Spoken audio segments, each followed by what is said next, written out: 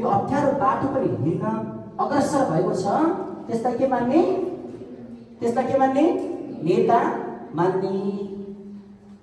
तपाईँ हामी पनि आजको यो सेसनबाट पक्कै पनि लिडरसिप क्वालिटिजको बारेमा पनि धेरै कुराकानी हामी गर्नेछौँ।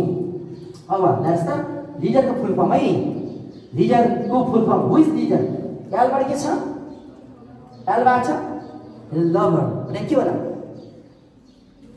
लभर भनेको प्रेम।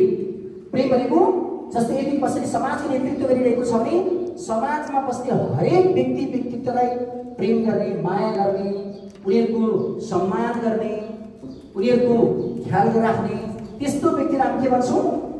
लिडर भन्छौँ। एलबाट यीबाट के छ? एनर्जी। तपाईँ राम्रो नेतामा के देख्नुहुन्छ? राम्रो नेतामा के देख्नुहुन्छ तपाईँ? एनर्जी देख्नुहुन्छ। कस्तो एनर्जी देख्नुहुन्छ? केही गर्न सक्ने एनर्जी, एउटा उत्साह, शक्ति, ऊर्जा तपाईँ देख्नुहुन्छ भने त्यो ऊर्जा भएको मान्छे नेता हो कि होइन त?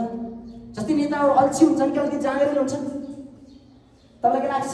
अलिक जाँगर देखाउने खालका मान्छे नेता हुन्छन् कि आलस्य गर्ने, अल्छी मान्ने खालका मान्छे नेता हुन्छन्? पक्कै पनि केही जाँगर गर्ने, जाँगर देखाउने, जाँगरका साथ अगाडि बढ्न सक्ने मान्छेहरू के हुन्छन्? नेता हुन्छन्। एबाट एम्बिसन। एम्बिसन भने एम्बिसन के हो? एम्बिसन एम्बिसन केलाई भन्ने?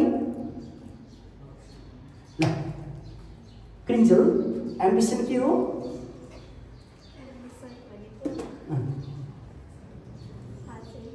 थाहा छैन हो? ल एम्बिसन भनेको के मान्न सकिन्छ? हामी एम भन्न सकिन्छ या लक्ष्य भन्न सकिन्छ? तपाईँ हाम्रो जीवनको उद्देश्य भन्न सकिन्छ?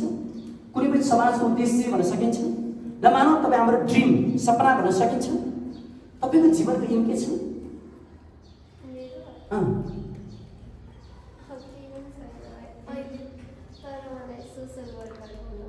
सोसल वर्कर बन्न मन छ। वाउ, कति राम्रो कुरा। तपाईँ अहिले पनि गीत गाउनुहुन्छ? अहिले जस्तै गाउनुहुन्छ हो? एकछिन पछाडि तपाईँले गीत गाउनुपर्छ ल।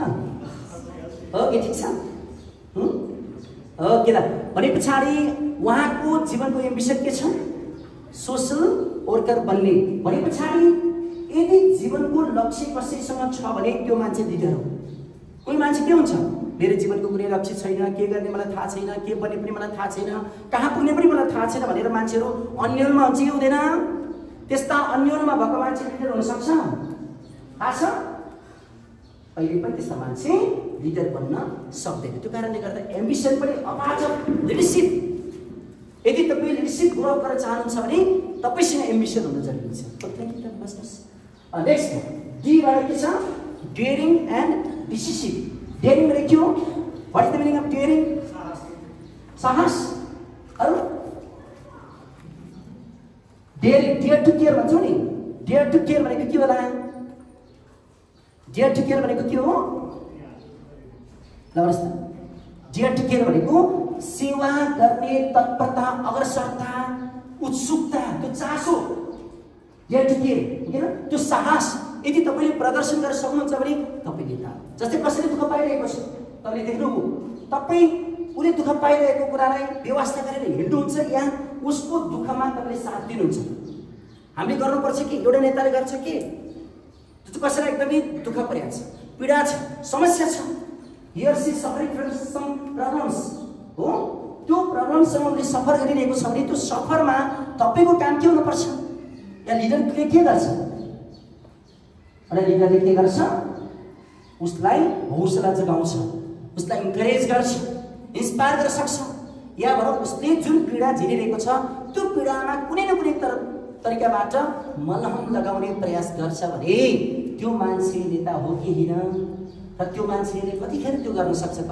जब अरूको दुखाइ उसले महसुस गर्न सक्छ, अरूलाई दुखेको उसले महसुस गर्न सक्छ। जस्तै तपाईँ हाम्रो आमा हेर्नुहोस् त, तपाईँ हाम्रो आमा या बा, तपाईँ हामीलाई ज्वरो आउँदा, टाउको दुख्दाखेरि, तपाईँ हामी कुनै रोगबाट छटपटिँदै गर्दा या कुनै समस्याबाट छटपटिँदै गर्दाखेरि तपाईँलाई भन्दा बेसी तपाईँको आमा या बालाई दुःख लाग्न सक्छ।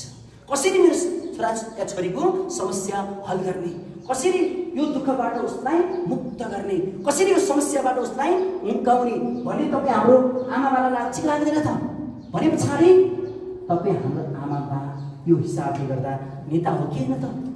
घर नेता हो नि त। किन तपाईँ रोइराख्नु भएको छ भने रोइराख्दा भनेर छोड्न सक्नुहुन्छ? तपाईँ हाम्रा आमा बुवाले सक्नुहुन्छ? सक्नुहुन्न। कुनै अभाव छ तपाईँसँग हो, कुनै चिजको स्कार्सिटी छ तपाईँसँग भने तपाईँ स्कार्सिटीलाई व्यवस्था गरेर जेसुकै होस् जेसुकै गरोस् भनेर तपाईँ हाम्रो आमा बुवाले त्यसै तपाईँलाई छोड्न सक्नुहुन्छ? सक्नुहुँदैन। भने पछाडि के छ त भन्दा मेरो छोरा छोरीले जुन समस्या र अभाव झेलिरहेको छ त्यो समस्या र अभाव झेल्न नपरोस्, उनीहरूको समस्या र अभावलाई म हल गर्छु भनेर जसै तत्पर भएर अगाडि बढ्नुहुन्छ त्यस्तै गरी एउटा गुड लिडरले के गर्छन्? अरूले दुःख पाइरहेको हेरेर बस्न सक्दैन, समाजमा दुःख भइरहेको हेर्न सक्दैन, समाजमा जुन पीडा छ त्यो पीडा हेरेर बस्न सक्दैन। जति पनि इन्भेन्सन भएको छ आज संसारमा तपाईँ निहाल्न सक्नुहुन्छ। जति हामी विद्युतीय चिमका आविष्कारको कुरा गर्छौँ, थोमस एल्वा एडिसनलाई हामी यसको जस दिन्छौँ, उहाँले आविष्कार गर्नुभयो नि त। उहाँलाई पनि पीडा थियो होला नि त। संसारभरका मान्छेहरू अन्धकारमा बसिरहेका छन्, अन्धकारलाई झेलिरहेका छन्, अन्धकारका सामना गरिरहेका छन्। त्यो अन्धकारको सामना उहाँहरूले गरिरहनु भएको छ भने कम्तीमा पनि उहाँको जीवनमा उज्यालो ल्याउनको लागि मैले के गर्न सक्छु कि भन्ने कुरा उहाँको मनमा थियो होला त। अनि चिमका आविष्कार भयो त, हो कि भन्नुहोस् त? भने पछाडि कुनै न कुनै चिजको आविष्कार हुनको लागि या कोही न कोही व्यक्ति नेता हुनको लागि अरूको दुःख र समस्याले उसलाई छुन पर्छ, उसलाई पीडा हुनुपर्छ, उसलाई दुख्न पर्छ। यदि उसलाई दुख्छ भने मात्रै, उसलाई पीडा हुन्छ भने मात्रै ऊ भित्रको हिडन ट्यालेन्ट वा हिडन लिडरसिप ग्रो हुन्छ। त्यसले पनि एउटा बाटो खोजिरहेको हुन्छ। त्यस कारणले गर्दा डियरिङ अर्को डिसिसिभ भनेको त निर्णय गर्न सक्ने। जस्तै अहिले कतिपय सिडिएर बसेका जो विद्यार्थी हुनुहुन्छ तपाईँलाई एक प्रकारको डिलेमा छ, यो गरौँ यति गरौँ, कुन विषय दिउँ, कुन विषय छानेर म अगाडि बढौँ, यो प्रकारको कन्फ्युजन। जस्तै आमा बा विभिन्न व्यक्तित्वले तपाईँलाई विविध प्रकारका सुझाव दिइराख्नु भएको छ। त्यो सुझाव देख्दै गर्दा अरूको कुरा सुन्दै गर्दा यो पनि ठिक लाग्छ, त्यो पनि ठिक लाग्छ, गलत केही पनि लाग्दैन, सबै कुरा तपाईँलाई सही लाग्छ। तर के तपाईँले चाहेको कुरा हो त? तपाईँलाई के बन्नु छ, तपाईँलाई कहाँ पुग्नु छ, त्यो कुरामा यदि तपाईँ डिसिसन गर्न सक्नु भएन भने, तपाईँ डिसिसन गर्न सक्नु भएन भने तपाईँलाई के हुन्छ त? स्ट्रेस पर्न सक्छ, होइन? मैले निर्णय गर्न सकिनँ, मलाई के चाहिएको मलाई केही थाहा भएन, मलाई एकदम तनाव छोडो, यो प्रकारको बिहेभियर हाम्रो के हुन सक्छ? विकास हुँदै जान सक्छ। त्यसले एउटा नेता कस्तो हुन्छ भने निर्णय गर्न सक्ने क्षमता हुन्छ। निर्णय के आधारमा गर्छ भन्दा जे सही हो, जे सत्य हो, जे हकीकत हो, जे यथार्थ हो, जे समाजको लागि चाहिएको छ तत्कालीन अवस्थामा त्यो कुरालाई आधार मानेर जसले सही निर्णय गर्न सक्छ, सही निर्णय गर्न सक्ने मान्छेहरू नेता हुन्छ।